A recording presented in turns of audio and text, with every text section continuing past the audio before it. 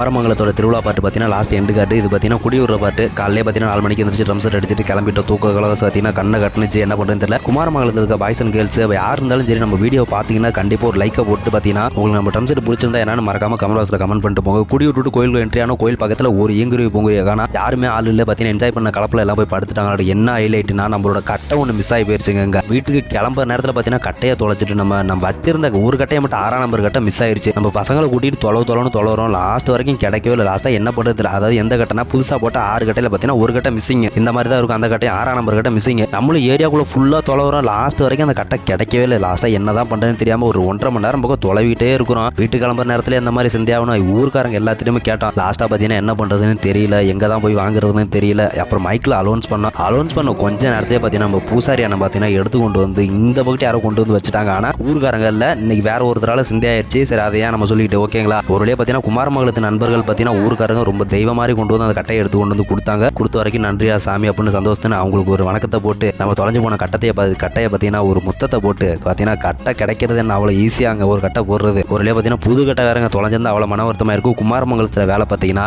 எதிர்பார்த்ததை ரொம்ப சூப்பராக சர்ப்ரைஸாக இருந்தது. உங்களுக்கு இந்த vlog வீடியோலாம் பிடிச்சதுன்னா கண்டிப்பாக சின்னதாக ஒரு கமெண்ட் பாக்ஸில் ஒரு ஹார்ட்டை போட்டு போங்க. அடுத்த வீடியோவில் பார்க்கலாம். அடுத்த வச்சு வேலை இருந்துச்சுன்னா கண்டிப்பாக குமாரமங்கலம் வரும்.